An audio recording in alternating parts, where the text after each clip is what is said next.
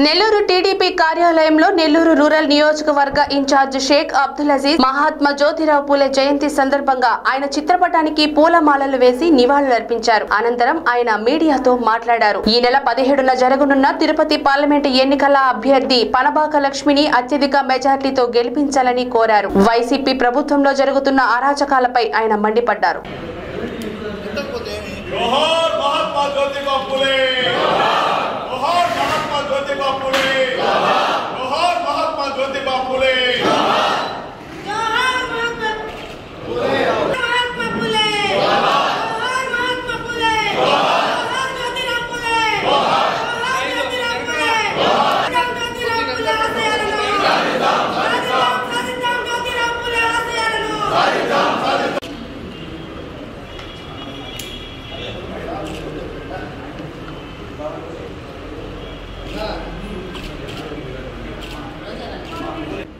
వచ్చిన శక్తి కాదు ఇది. ప్రజలు ఓటర్లు ఇచ్చిన భిక్ష ఇది. ఎవరికి కానీ మేము ఏమైనా అయినా, తెలుగుదేశం వాళ్ళు మంత్రులైనా, తెలుగుదేశం వాళ్ళు ఎమ్మెల్యేలైనా, ముఖ్యమంత్రి అయినా ప్రజా భిక్ష. ఈరోజు జగన్మోహన్ రెడ్డి గారి 151 మంది ఆయన ప్రగత్య పంద్యాల్లో గెలిచి వచ్చిన ఆయన కాదు. ప్రజలు ఓటేసి ఒక అవకాశం, అది ప్రజల ఇష్టం.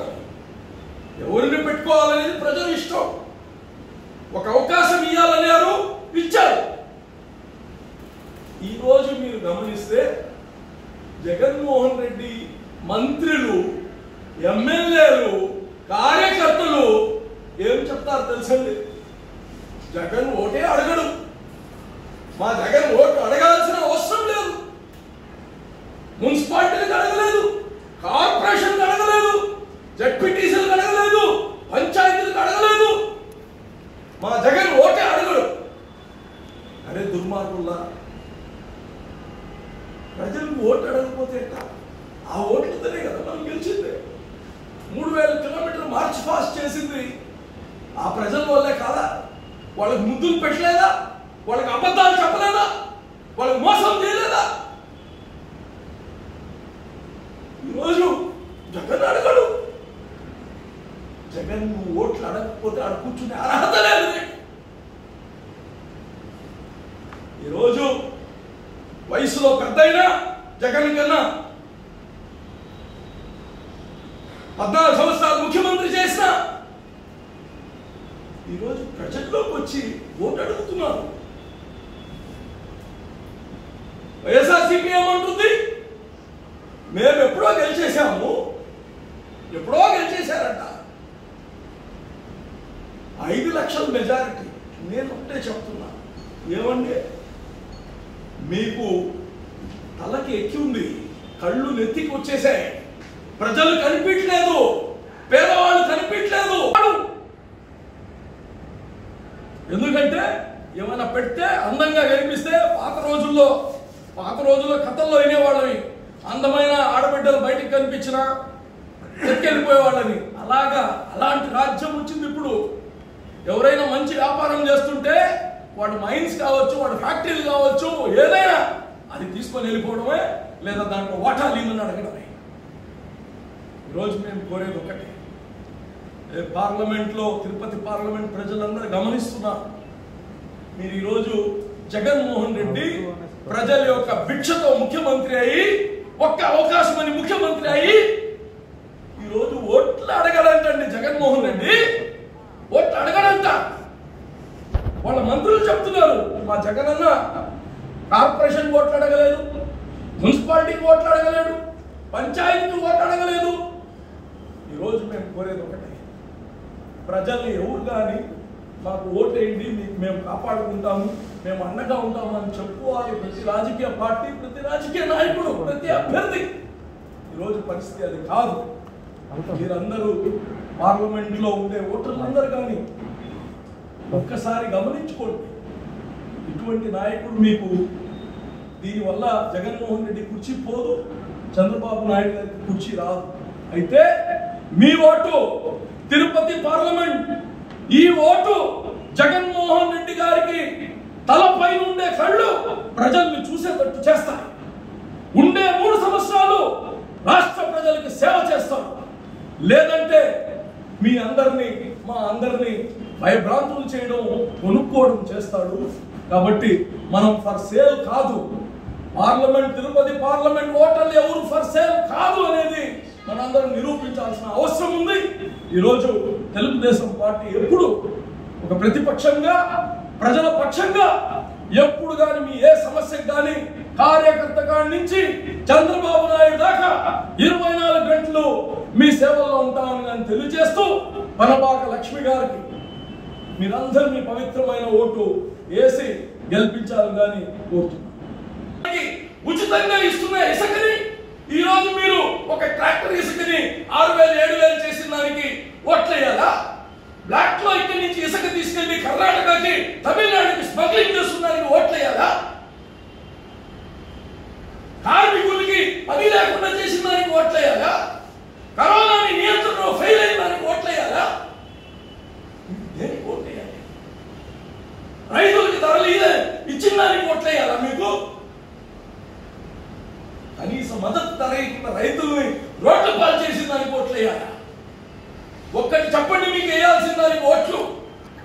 ఎంతసేపటికి ఒక అమ్మఒడి అమ్మఒడి అమ్మఒడి ఒకటి తీసుకొస్తారు. డ్రామా. ఈ చేత్తో అమ్మఒడి ఇస్తారు, అదే ఇంట్లో ఇచ్చి మీరు 36,000 రూపాయలు తీసుకుంటారు. ఒక చిన్న సారాయి, ఒక కోట్ల తాగిన వాడు ఇంటి నుంచి ఈరోజు నిత్య అవసర సరుకులు ఆకాశానికి ఎక్కి దాన్ని నియంత్రణ చేసిన దానికి మీకు ఓట్లేయాలా? డీజిల్ పెట్రోల్ రేట్లు పెరిగిన దానికి మీకు ఓట్లేయాలా? పక్కనుండే మద్రాసులో మనకన్నా 3-4 రూపాయలు తక్కువ ఇస్తూ ఉంటే ఎక్కువ ఇప్పించిన దానికి మీకు ఓట్లేయాలా? దేనికి వేయాలి మీకు ఓట్లు? ఈరోజు మేము ఒకటే చెప్తున్నాం, ప్రజల ఆలోచన ఒక ఘన పదార్థం కాదు. వాళ్ళు ఒక నిమిషం ఆ బటన్ ఒత్తే ముందు వాళ్ళ మనసులో వీడికి వేయకూడదు అనుకుంటే మీ రాత మారిపోతుంది. మీదే కాదు, ప్రతి ఒక్కరి తల రాత మారిపోతుంది. రోజు గుర్తుపెట్టుకోండి, అభివృద్ధి మీ దగ్గర డబ్బులు ఉన్నాయని 2,000 ఇస్తాము, 5,000 ఇస్తాము అని చెప్పి ప్రజల్ని పురేసుకున్నాం అనుకుంటున్నారేమో. అందుకోసమే ఈరోజు జగన్మోహన్ రెడ్డి లవ్ లెటర్ రాస్తున్నాడండి. Love letter. నేను అభివృద్ధి చేశాను, మీ బిడ్డల జీవితాలు నా చేతిలో ఉన్నాయి, నాశనం చేశాడు. బిడ్డల భవిష్యత్తుని నాశనం చేసేశారు. ఇది రాజారెడ్డి రాజ్యం. రాజ్యాంగం కానీ రాజ్యాంగం కానీ మేము చెప్పేది ఒకటే. మీరు చూశారో లేదు, జగన్మోహన్ రెడ్డి గారు ముఖ్యమంత్రి కాకముందు కోడి కత్తి ఒక సినిమా జరిగింది. కోడి కత్తి సినిమా అందరికి తెలుసు. విశాఖపట్నం ఎయిర్పోర్ట్ లో పొడిపించుకున్న ఆయన ముఖ్యమంత్రి అయ్యాడు. ఎవరైతే కత్తితో పొడిపించుకున్నాడో ముఖ్యమంత్రి అయ్యాడు. పొడిచిన వాడు అదే పార్టీలో వార్డ్ మెంబర్ అయ్యాడు, వార్డ్ మెంబర్ గా గెలిచాడు. ఇది ఎక్కడ న్యాయం అండి? ఇది విచిత్రంగా ఉంది కదా. అదే జగన్మోహన్ రెడ్డి అంటే. వైఎస్ఆర్సీపీ అంటే అంతే. లేనిది ఉన్నట్టు, ఉండేది లేనట్టు కల్పించగలుగుతారు. అబద్ధాల పైన అబద్ధాలు, మోసాల పైన మోసాలు. రోజు ఏం చేశారని ఓట్లేయాలండి? అమరావతిని శ్మశానం చేసిన దానికి ఓట్లేయాలా? ఈ రాష్ట్రంలో వచ్చిన పెట్టుబడులన్నీ వెనక్కి వెళ్ళిపోయిన దానికి ఓట్లేయాలా? లూలు వెనక్కి వెళ్ళిపోయిన దానికి ఓట్లేయాలా? ఫ్రాంక్లిన్ టెంపుల్టన్ ప్రపంచంలో 500 కంపెనీలో, ఫార్చ్యూన్ కంపెనీలో ఒక కంపెనీ వెనక్కి వెళ్ళిపోయిందని ఓట్లేయాలా? అదాని విశాఖపట్నం నుంచి వెనక్కి వెళ్ళిపోయిందని ఓట్లేయాలా?